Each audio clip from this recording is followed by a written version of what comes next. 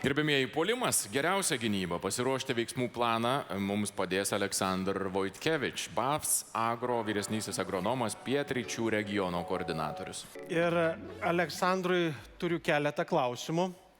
Ir pirmasis klausimas Aleksandrui: kas yra dirvožemio sveikata ir kaip ji yra susijusi su piktžolių kontrole?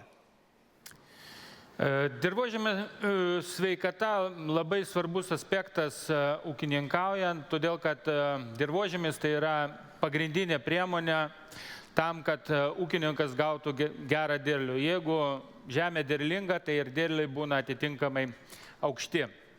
Dėl to dirvožemį galima pavadinti didžiausiu mūsų turtu, o turtu reikia rūpintis. Dėl to jūs matot skaidrėse įvairias nuotraukas, matot, kad kai kurie laukai būna užlieti vandeniu. Tai pasekmė, jeigu yra nesutvarkytas arba sugedęs drenažas, dėl to būtina tvarkyti drenažą. Tai ne tik tai pagerina dirvožemio struktūrą, bet ir leidžia išvengti tų gedimų. Labai dažnai ūkininkai pasakoja, kad kūlant, žiūrint momentinį tą kūlimą, jie mato, kad kombainas rodo ir 8 ir 9 tonas, gal ir daugiau, bet kai suveda galutinę variantę iš to lauko tonažą, tonažas nukrenta ten toną ar netgi 2. Ir tas atsitinka dėl to, kad dažniausiai tam lauke, jeigu mes pasižiūrėtum iš viršaus drono pagalba, matom, kad tas visas laukas kaip olandiškas sūris su skylėm.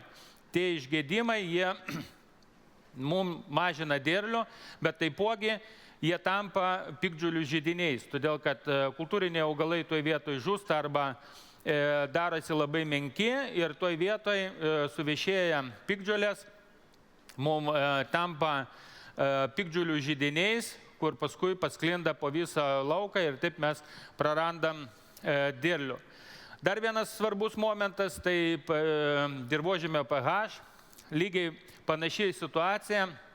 Man netgi pačiam teko matyti, kur kai kuriuose tose plėmuose vidury iš vis nieks neauga, netgi piktžolės neauga. Ir tvarkingi ūkininkai, aišku, tvarko tos laukus, jie kalkina ir dažnai į tas vietas, kur buvo ypač didelis rūgštingumas, po kalkinimų dar įneša organinių trąšų. Tai šitoje vietoje vėlgi noriu atkreipti jūsų dėmesį, kad jeigu augalininkystės ūkis, jis dažniausiai tą mėšlą arba kitas organinės trąšas veža į kitų ūkių, tai reikia irgi atkreipti dėmesį, kad tas mėšlas nebūtų užkrėstas tom pavojingom piktžolėm. Ir jeigu mes turėsim sveiką, derlingą dirvožemį, augalai bus vešlus, jie stelbs piktžolės ir taip ūkininkui pagelbės kovą su piktžolėm ir mes turėsim gausų ir kokybišką derlių.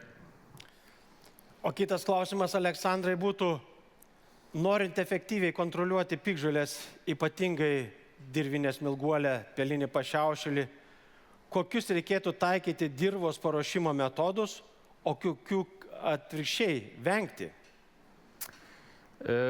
Kalbant apie pagrindinės kenksmingiausias piktžolės, tai piktžolės visą laiką stengiasi prisitaikyti. Kaip jau minėjo gerbiama Ona, piktžolės mūsų žemėje gyvena žymiai ilgiau negu kultūriniai augalai ir labai gerai prisitaikė. Dažniausiai jie subrandina sėklą anksčiau negu kultūrinis augalas.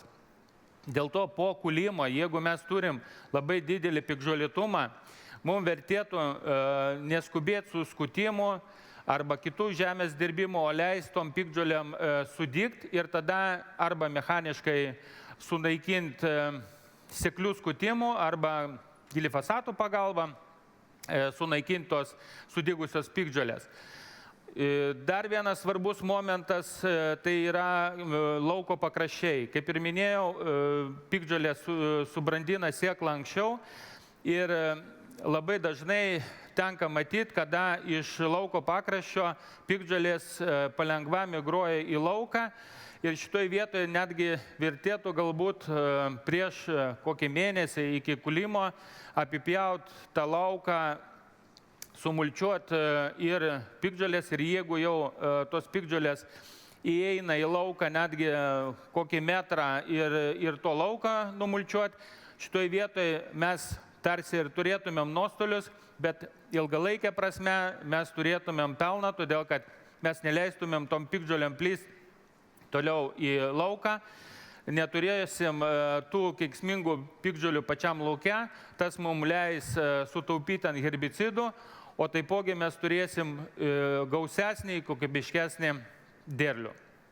Tai šitoj vietoj visas yra kompleksas, reikia nepamiršti ir arimo, kartais jeigu mes turim labai daug piktžolių, vertėtų galbūt juos užarti, nežiūrint į tai, kad tos piktžolės lieka daigus pakankamai ilgą laiką, bet metai iš metų tas daigumas krenta ir žinant, kada mes juos užariam, vėl atart tada, kada naudosim kultūrą, kurioje galima žymiai lengviau sukontroliuoti tos kenksmingos piktžolės. Taip mes vėlgi sutaupysim ant herbicidų ir turėsim švaresnius pasėlius. Ačiū, Aleksandrai, už tavo atsakymus. O dabar pokalbį pratęs Tomas Karkazas, BASF agro produktų vadovas rapsams ir ankštinėms kultūroms Baltijos šalims. Jo. Turėsiu klausimų Tomui ir Tomas geriausiai tinka atsakyti į šios klausimus, nes pirmiausia, jis daugiausia dirba su ankštiniam kultūrom ir rapsais. Visų antra, jis mato ne tik Lietuvos laukus, bet mato ir Latvijos, Estijos laukus. Tomai, pirmas klausimas tau. Kokią sėjomainos struktūrą padeda kontroliuoti pelinius pašiaušėlius ir dirvinės smilguolės?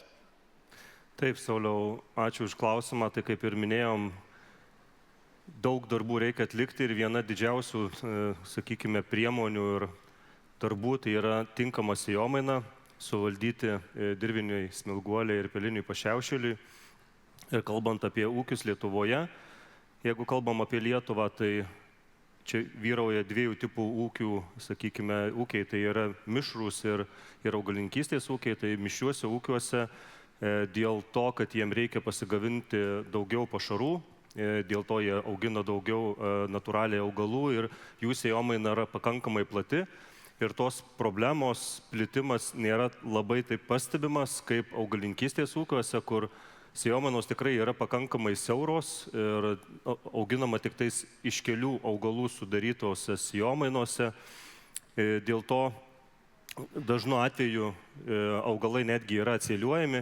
Ir kaip kviečiu pasižiūrėti į mūsų rodomą skaidrę ekrane, kad paskutiniais duomenimis iš deklaruotų pasėlių Lietuvoje matome pagrindiniai augalai ir kiek kiekvieni augalai užima ploto. Tai, kaip matome, žieminiai javai praktiškai sudaro pusę viso ploto.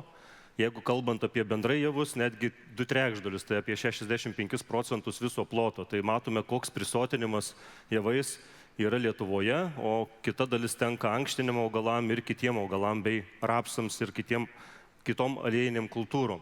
Tai patarimas tikrai būtų, kaip ir minėjom, turbūt jau kiti kolegos minėjo, kad praplėsti sėjomainą kuo daugiau vasarinių augalų įterpiant į savo sėjomainą, tai būtų gerai bent vienas augalas, geriausiu atveju būtų 2 augalai, kurie turėtų greitą augimą, augintų didelę biomasę, kad galėtų natūraliai kovoti su pačiomis piktžolėmis.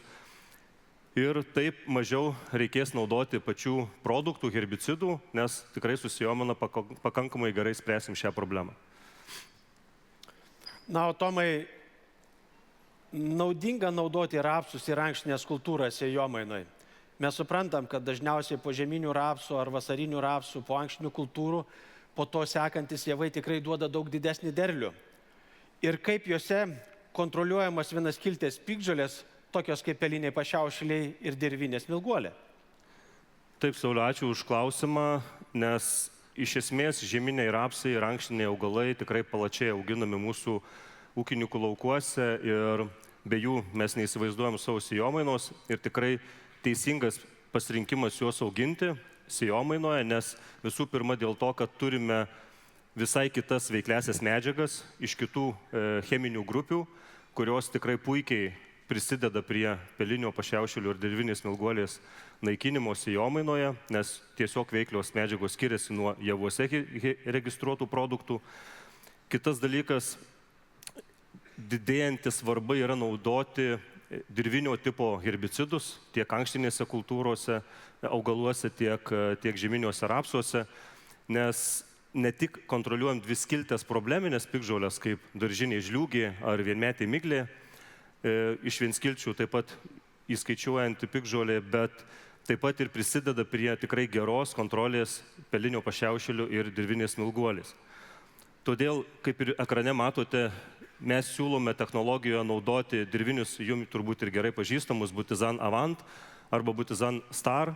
Ir naująjį mūsų produktą pristatėme jau praeitais metais Konaxį, mišinė su Butizan 400 arba Butizan S. Iškart po sėjos iki sudygimo, nes jau ne vienas mūsų kolega minėjo, kad dirvinius herbicidus reikia naudoti iškart po sėjos, kad gautume geriausius rezultatus. Tai kalbant apie rapsus tiek, o paliečiant ankštinės kultūras, tai šiuose kultūrose naikinimas probleminių piktžolių, tokių kaip dirvinių smilguolių ir pelinių pašiaušėlių, yra truputėlį dar paprastesnis negu žieminėse kultūrose. Dėl natūraliai ilgesnio laikotarpio iki jų sėjos, nuo rudens, turime ilgesnį laikotarpį piktžolių sėkloms sudaiginti. Mechaniškai ūkininkai gali su padargais jas naikinti keletą kartų, taip pat pasinaudojant ir glifosato veiklią medžiagą, kuri taip pat tikrai gerai naikina šias probleminės piktžolės. Taip pat po ankštinių kultūrų sėjos naudoti, kaip ir matote šioje technologijoje, mūsų naująjį Konaxis produktą iškart po sėjos iki sudygimo, taip pat ir Stomp CS, jau tikrai senai gerai žinomas herbicidas. Tai tiek rekomendacijų trumpai, Sauliau, tikiuosi prisidėjau. Ačiū tau labai, Tomai, už tavo išsamius atsakymus.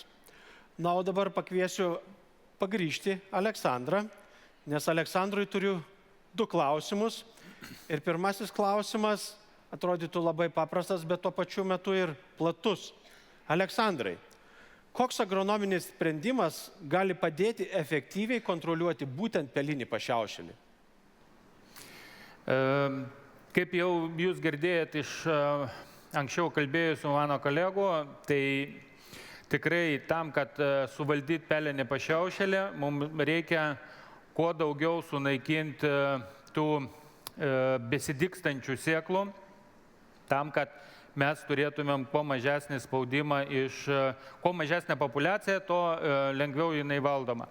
Ir šitoj vietoj reiktų prisiminti, kad mes dabar pakankamai plačiai taikom posėlius ir šitoj vietoj po žieminių kultūrų nukulimo mes irgi galim iškart nedirbant žemės įsėti posėlį, kuris mums leis, kaip sakant, uždengti lauką į tos besidygstančios piktžolių sėklos, jos negaudamos šviesos po sudygimo sunyks ir taip mes galim pakankamai stipriai sumažinti pelinio pašiaušėlio populiaciją. Dar vienas svarbus momentas tai yra daugiametės pievos. Aišku, augalinkystės ūkiuose sunkiai pritaikomas, galbūt šitoj vietoj labiausiai pasisekė Joniškio ūkininkam, kaip jau Vyginta minėjo, jie augina liucerną, kur ta žalia masė pjaunama kelis kartus per sezoną, taip mes galim labai sėkmingai kontroliuoti tos keiksmingos piktžolės. Nu ir aišku, reikia nepamiršti ir užimto arba juodojo pūdymą, kuris vėlgi gali labai stipriai prisidėti prie piktžolių kontrolės. Todėl, kad mes nuolat dirbam žemę ir taip neleidžiam, kaip sakant, augalam vystytis. Vis tos sudygusios sėklos mes sunaikinam mechaniniu būdu. Tik reikia nepamiršti, kad juodas pūdymas, aišku, neneša mum, kaip sakant, pajamų ir plus dar vyksta erozija. Tai sakyčiau, kad vėlgi geriau rinktis arba puoselį, arba užimtą pūdymą, arba kažkokią daugiametę kultūrą, kaip liucerna, galbūt tas projektas išplis plačiau ir ūkininkai galės to pasinaudoti. Ačiū Aleksandrai už tavo išsamų atsakymą. Turiu dar vieną klausimą ir tai turbūt yra akcento klausimas, uždėti akcentą ten, kur yra svarbiausia dalis šiandienos. Aleksandrai, kodėl svarbus integruotas augalų apsaugos planas, kovojant su vienaskiltėmis piktžolėmis, tokiomis kaip dirvinės smilguolės ir peliniai pašiaušėliai, svidrės? Taip, tą užkrėstą lauką, kur mes turim tos probleminės piktžolės, galima būtų palyginti su žmogum, kuris serga lėtinė liga. Turbūt kiekvieno pažįstamų tarpe yra tokių žmonių, kurie serga lėtiniam ligom, bet mes žinom, kad jeigu žmogus pakeičia gyvenimo būdą, reguliariai vartoja vaistus, jis pakankamai komfortiškai, ilgai ir laimingai gali gyventi. Panaši situacija yra ir su laukais. Jeigu mes jau turim tos probleminės piktžolės, visa komplekso panaudojimas mums leis pakankamai gerai sukontroliuoti. Galbūt mes 100% neišnaikinsim tų piktžolių, bet mes galim minimalizuoti tą žalą, kurį gali atnešti ir sėkmingai ūkininkauti. Faktas, kaip ir su žmogaus sveikata, prevencija visą laiką būna geriau negu paskui ligos gydymas. Taip, kad jeigu mes dar neturim savo laukuose tų probleminių piktžolių, tai reikia stengtis jų, kaip sakant, ir neatgabenti. Kaip mano kolegos sakė, su technika, su sėkla, su to pačiu mėšlu, neužvežkit tų sėklų ir jeigu jūsų laukai yra švarus, jums bus tas gyvenimas žymiai geresnis ir pelningesnis. Ir užbaigiant savo dalį, kuris pakankamai toks niūrus, tam, kad praskaidrinti nuotaiką, papasakosiu jums trumpą anekdotą apie optimistus ir pesimistus. Vienas pasiturintis tėvas turėjo 2 sūnus, dvynukus, vienas buvo totalus pesimistas, kitas buvo optimistas. Ir jis sugalvojo padaryti tokį eksperimentą, kai jie išėjo į mokyklą, pesimistui pilną jo kambarį pridėjo dovanų, supakuotų, visą kalną. O optimistui padėjo arklio mėšlo, tokią krūvelę. Žodžiu, jie grįžta iš mokyklos, užeina tas tėvas pas pesimistą, tas vėl už galvos susiėmė, sako, sūnau, kaip, žiūrėk, kiek dovanų, bet tėvelį, dabar kiek reikės vargti, kol išpakuosiu, kiek popieriaus, kiek dėžių, viens vargas. Žodžiu, vis tiek žmogus nelaimingas. Tada jis nueina pas optimistą. Optimistas vaikšto aplink tą krūvelę, visas toks laimingas, sako, sūnelė, ko tu toks laimingas? Sako, tu, tėvai, pasižiūrėk. Sako, taigi čia mėšlas. Tėvai, čia ne čia arklio mėšlas. Ryškiai gavau arklį dovanų. Tai va, tą optimistinę gaidą noriu jūs, kaip sakant, paraginti, kad mūsų mintis materializuojasi ir jeigu mes būsim optimistai, mes tikrai pasieksim gerų rezultatų. Ačiū uždėmesį. Dėkojame optimistui Aleksandrui Voitkevič. Ačiū už jūsų įžvalgas.